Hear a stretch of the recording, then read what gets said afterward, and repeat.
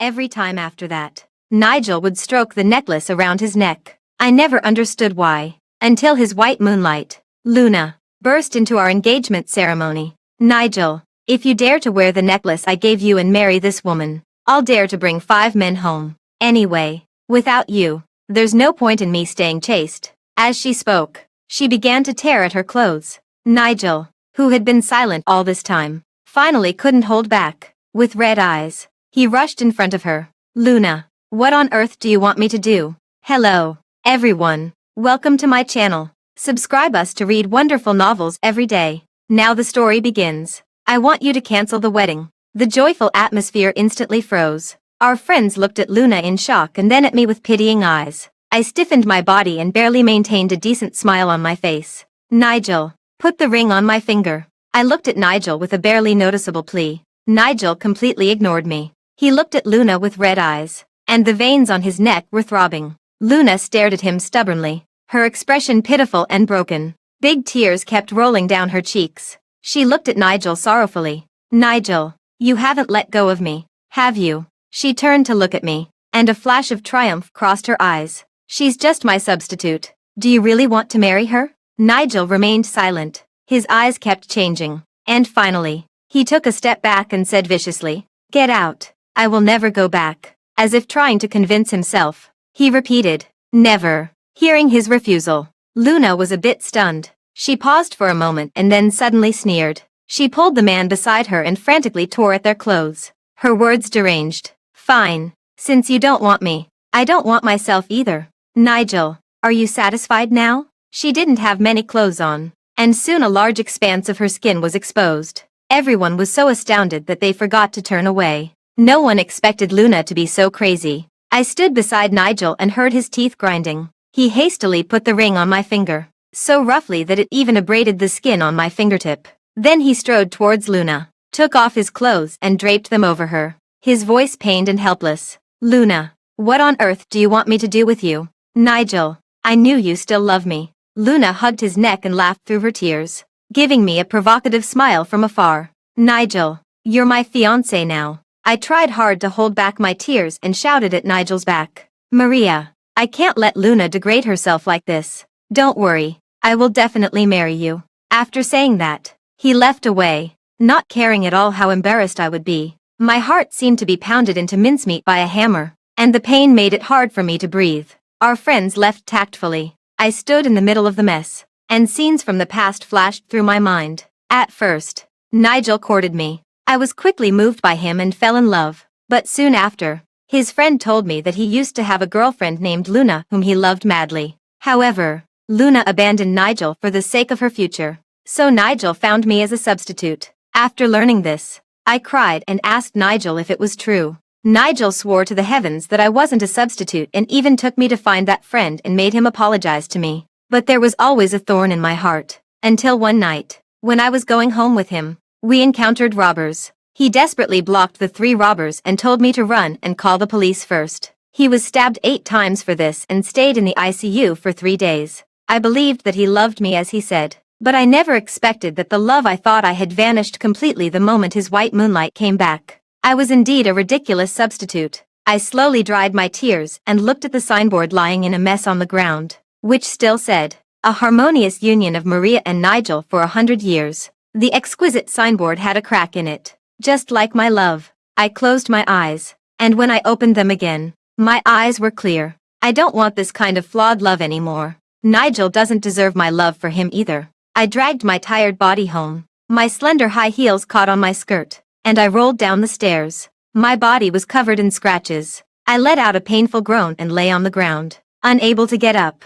The cold floor seemed to freeze my body stiff. The tears that I had finally stopped flowed again. I remembered the words my friend said to comfort me before leaving. "Maria, Nigel will definitely marry you in the end. He's just not reconciled with Luna. He'll figure it out soon." But it's been 6 years already. Hasn't he figured it out yet? It was already 10:30 when I got home. Just as I was about to walk into the bedroom, I saw a scene that broke my heart. Luna was affectionately hugging Nigel.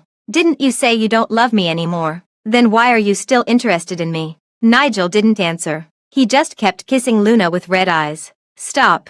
If you want to make up with me, Break up with that ugly woman. At the crucial moment, Luna stopped his actions. Luna's eyes were full of affection, and her expression was frivolous. Luna, disdain to be a mistress. Nigel's Adam's apple bobbed, and he said hoarsely, "Okay, I promise you." Nigel hugged Luna and rushed to close the bedroom door tightly. The loud sound of the door closing woke me up at the same time. Nigel's answer echoed in my mind, and wordless bitterness fermented in my chest. Nigel, then what am I? What do these 7 years mean? I sat on the sofa all night, shedding my last tear. Early the next morning, I composed myself and knocked on the bedroom door. When Nigel opened the door and saw me, there was a trace of guilt and panic in his eyes. "Maria, why are you back?" I asked him back. "I live here. Why can't I come back?" Nigel was taken aback for a moment. "No, you didn't come back yesterday, so I thought you stayed out. Anyway, let's go out for breakfast." He blocked the door, trying to prevent me from entering. I smiled sourly. "Is there something shameful in the room?" After saying that, I forcefully barged in and happened to meet Luna, who was wrapped in a bath towel. Eye to eye, Luna sat on the bed openly and said in a mistress-like manner, "Yo, the substitute is here. Don't you feel ashamed in front of the Real owner?" "Maria, don't think too much. She had nowhere to go, so I just let her stay at home for one night." Nigel's face turned pale, and he explained feebly, "Do you think I'm blind?" I pointed at the marks on Luna's body, my face full of sarcasm. Luna was as arrogant as ever. She glanced at me casually. "If you have any sense of self-awareness, get out of here quickly. Do you know what Nigel said about you to me?" "Luna, shut up." Nigel interrupted her nervously. "What? Are you still protecting her? You weren't like this last night." Luna looked at Nigel angrily. She suddenly stood up and pointed at the things in the living room. "This sofa is my favorite style and color. The mural on the wall is also the work of my favorite painter. Even the lilies placed on the coffee table are my preference." She looked at me with mockery, like looking at a clown. "Don't you understand yet? This love nest where you've lived for 7 years is full of traces I left behind. He lives with you, but he misses me all the time. Do I still need to say who he really loves?" My ears were buzzing. I looked around blankly. No wonder. Every time I wanted to change the furniture or the layout of the room, Nigel would refuse me on the pretext of being nostalgic. I thought he didn't like changes in the room, but I didn't expect that he was cherishing the memories of someone through these things. I originally wanted to come back and pack my luggage. Now I don't want anything here. It's really too dirty. Don't talk nonsense here. Nigel's face turned white. He angrily pushed Luna into the room and then explained to me with a pale face, "She's crazy. Don't believe what she said. I love you and will definitely marry you." Listening to his solemn words, I thought of all the details of these 7 years. It turned out that he had been paying attention to Luna all this time. He suddenly made investments abroad and made more than a dozen trips abroad every year without fail. He even followed every update of Luna's on social media. Thinking about it now, I was so stupid. As I listened to Nigel's endless explanations, an idea suddenly popped into my mind. Nigel has humiliated me so much. Then I'll give him a wedding he'll never forget. With this in mind, I nodded obediently. "I believe you." Nigel's furrowed brows finally relaxed, and he hugged me. "Thank you for your understanding. Maria, you're the one who understands me. My love." A few days later, after learning that the wedding was going ahead as planned, Luna came to find me when Nigel wasn't around, her face full of mockery. "You're such a suck-up. Nigel clearly doesn't like you, but you still cling to him." I looked at her calmly and chuckled. "So what if he doesn't like me? Anyway, he promised to marry me. As long as I'm around, you'll be a despised mistress." Luna's face changed several times, and she glared at me viciously. "The wedding will never go ahead as planned. Maria, just you wait." I watched her storm off and continued to organize my evidence. "Go ahead and make a scene. The more of a scene you make, the better." 2 weeks later, the wedding proceeded as scheduled. As a rising entrepreneur, Nigel naturally wouldn't miss this opportunity to network. He invited many company bosses to try to build connections. The beautiful wedding march echoed in the venue. I was wearing a white wedding dress and sitting in the dressing room. I checked the time. There was still an hour before the wedding officially started. Without hesitation, I took off my wedding dress and changed into light clothes. Under the cover of my friend, I got into the car that had been arranged in advance and headed to the airport. In the car, my friend Nora patted her chest in relief. "Fortunately, the plan went smoothly. I was really afraid that you, being so love-struck, would change your mind and not want to leave. I smiled happily. How could I? Since I was a child, my parents have taught me that before loving others, I should love myself first. Nigel has betrayed me. How could I possibly stay? You're right. My Maria is so excellent. Losing you is Nigel's loss. Nora mumbled, looking at the way she was standing up for me. I felt a sense of laziness inside. After learning that Luna had come back, my uncles and aunts had all tried to persuade me. How many men aren't flirtatious? You've been with Nigel for 7 years. Now that he's successful, it's such a loss for you to leave him just because of another woman. Nigel is the best man you can find. Stop being so willful. Everyone thought that since Nigel was rich, his affair with another woman was just a fling and didn't matter at all. Only my friend was indignant on my behalf. I said goodbye to my friend at the airport and boarded a plane heading south. 4 hours later, I landed in City A in the south. As soon as I turned on my phone, Nora called. She shouted at the top of her voice, "Maria, you have no idea how exciting that wedding was. Luna is really crazy. After you left, Nigel soon realized that you were gone. He was so anxious that he searched everywhere in the venue for you. Then Luna actually showed up in a wedding dress to disrupt the wedding. She said in front of everyone that if Nigel dared to marry you, she would commit suicide." Nigel's face turned so black at that time, he directly had her thrown out. Luna cursed Nigel as a scumbag and wildly revealed a lot of things. The wedding was already mostly ruined by then, but after he couldn't find you, he casually pulled his secretary up to replace you. And then, in the middle of the wedding, the photos you prepared were all exposed. Ha ha ha. There were a lot of company bosses that Nigel needed to fawn over at the wedding today. Once your evidence was shown, they all knew that Nigel is a scumbag. He won't be able to cooperate with these companies in the future. After all, there are plenty of companies to cooperate with. Why bother with a boss with such bad character? Let me tell you, Maria, Nigel deserves it. Scumbags don't deserve to be rich. I hope his company goes bankrupt soon. Then I'll set off 2 cannons in front of him to celebrate. Nora's voice was full of joy. I agreed with her a few times and then hung up the phone. Feeling a bit lost in thought, Nigel started his business after being with me. He said he wanted to give me the best life. At the beginning, starting the business was very difficult. He left at 5 in the morning and didn't come back until 12 at night. He often vomited blood due to drinking too much for an order. I felt sorry for him working so hard and told him that enough money was enough and he didn't have to pursue excessive wealth. At that time, he held my hand affectionately and said he was willing to do it. I was touched by his love for me. To take better care of him, I gave up my career advancement and shifted my attention to the family. I didn't like cooking, but in order to make nourishing porridge and soup for his stomach,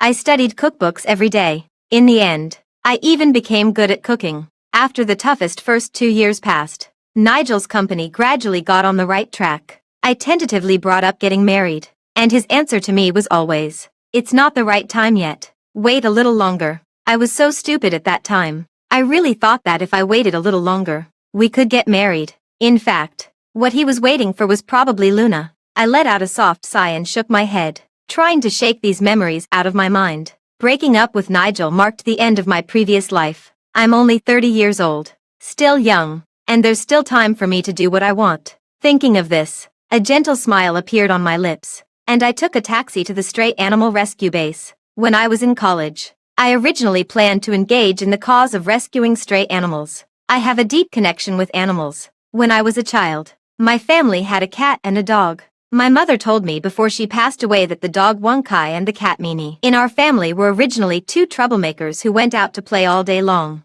The cat and the dog bullied the other animals in the village so much that they didn't dare to show their heads. But ever since she gave birth to me, Mimi and Wonkai became very obedient and stayed at home. They never went out fooling around again and watched over me all the time. Every time I cried loudly, the one who was most anxious wasn't my mother but Mimi. It would anxiously circle around me, howling at the top of its lungs to attract my mother. If my mother was a bit late, Wonkai would run to her and nudge her constantly. Later, Mimi even learned to lull me to sleep with its tail. I learned to crawl by imitating Mimi, and I learned to walk quickly because I wanted to catch Mimi's tail. The first word I could say wasn't "Mom," but "Mimi." When I got a bit older, I spent all day playing with Mimi and Wonkai, but an accident happened when I was 3 years old. At that time, my family still lived in the countryside. Every household had a big yard, I was playing in the yard with Mimi and Wang Kai while my parents were busy with farm work. It was at this time that the human traffickers saw our door wide open and had evil intentions.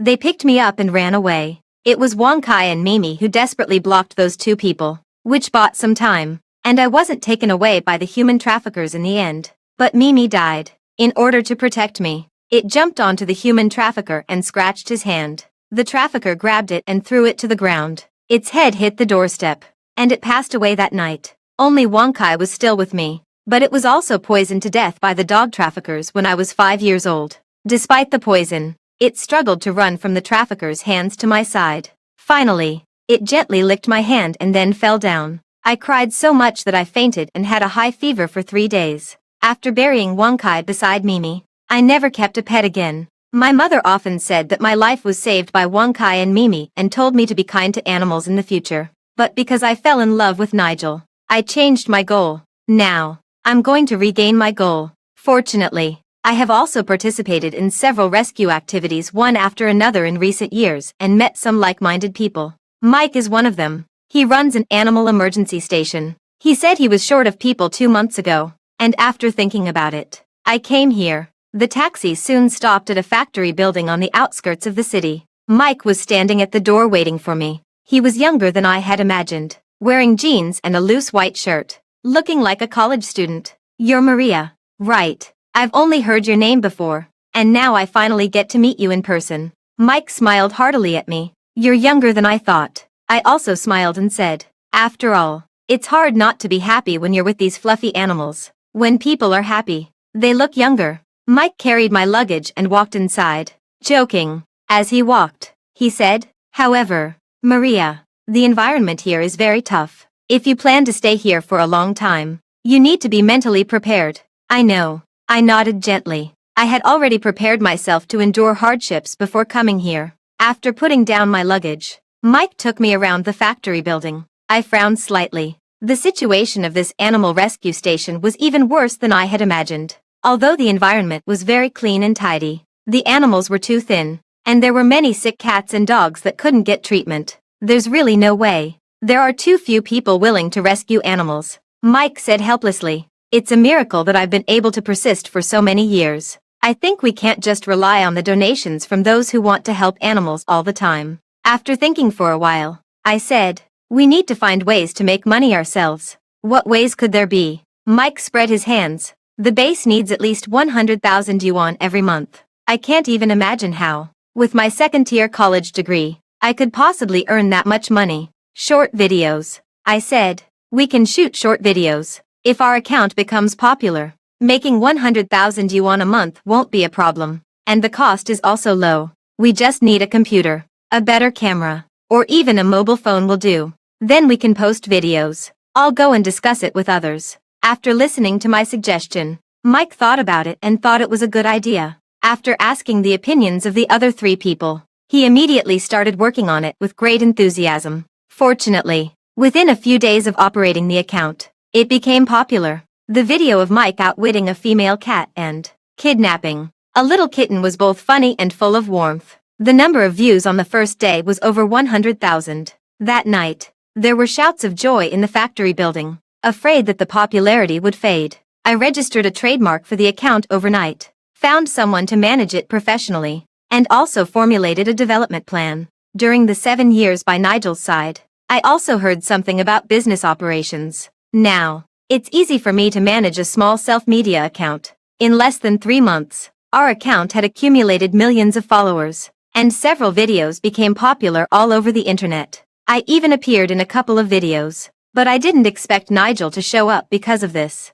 Maria, I finally found you. He stood at the gate of the factory building, looking at me with red eyes. This time, I felt nothing when I saw him. My fulfilling life had made me completely forget about him, and I no longer loved him at all. Why did you come to find me? I think I've already made my attitude clear. I looked at him, looking haggard, and said indifferently, we've already broken up.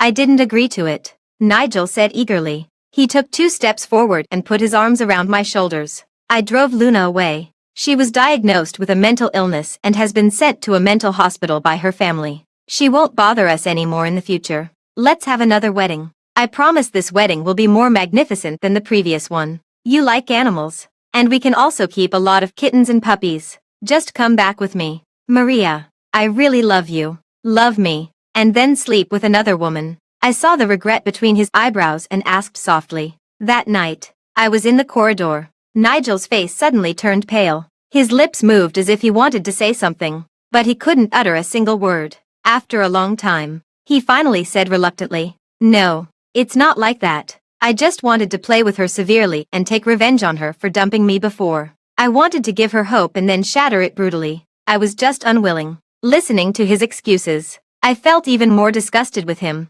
"Nigel, you're really a scumbag." I said word by word. "Luna was wrong to leave you back then, but she didn't deserve to be treated like this. Or rather, she didn't do anything wrong at all. You were just boyfriend and girlfriend back then. What's wrong with her choosing to go abroad for her career? It's the 21st century now. Transportation is very developed. It's not like in ancient times when going abroad meant never seeing each other again. Are you so poor that you can't afford a plane ticket? If you really loved her, why didn't you accept a long-distance relationship?" I directly exposed the unsightly things in Nigel's heart. You just couldn't accept that she valued her career more than you. So, it should be you who abandoned her at that time. Nigel was so speechless that he just looked at me desperately. "Is there really no chance for us anymore?" "There was no chance a long time ago," I said indifferently. "Nigel, for the sake of the 7 years I spent with you, don't come and disturb my life. I'm very satisfied with my current life." Nigel staggered away, his back looking extremely desolate. If it were before, I would definitely have felt sorry for him, but now I felt nothing. I turned around and saw, speechlessly, several heads shaking behind the window. Who was that person? After Nigel left, my colleagues surrounded me and asked curiously. "An ex-boyfriend, a scumbag. He just came to me to get back together, but I drove him away," I said indifferently. "Damn, an ex-boyfriend. Shouldn't this kind of creature be better off dead? Why did he suddenly show up to find you? You won't go back with him, will you?" Mike asked me nervously. "We can't do without you in our team, Maria." He wiped 2 non-existent tears and looked at me pitifully. "Yeah, you're the soul of our team now. You can't leave. Can't so many cats and dogs keep your heart here? Think about it. If you leave, they'll be motherless." I twitched the corners of my mouth and looked at these drama queens. I said angrily, "I'm not a trash can. Especially not for recycling garbage." That's good. That's good." Mike let out a long sigh of relief. After Nigel left, he didn't give up. He wandered around the factory building every now and then, even to get closer to me. He donated a large sum of money. I accepted his money without any psychological burden but completely ignored him. If he wanted to stay there, he could. Anyway, I would never go back with him. Our account was doing better and better. And finally, some people were jealous. They took advantage of the early morning to poison the factory building. Hundreds of animals in the factory building fell ill all of a sudden. Damn it. How could someone be so disgusting? Poisoning. How could they bear to do it? Mike cried, holding a cat whose body had already become stiff in his arms. "Call the police and catch them. And then do everything we can to treat these animals," I said with red eyes. But we had too few people. More than 100 animals fell ill at once, and there wasn't even enough space for isolation, let alone finding doctors to treat them. There were only a few animal doctors in the whole city. Just when I was desperate, Nigel spent a lot of money to invite all the doctors from the neighboring city. He also expanded the factory building and built isolation wards. Baskets of medicine were also brought over. "Thank you." I watched Nigel calmly directing the workers to build the wards. And finally, I walked over and thanked him.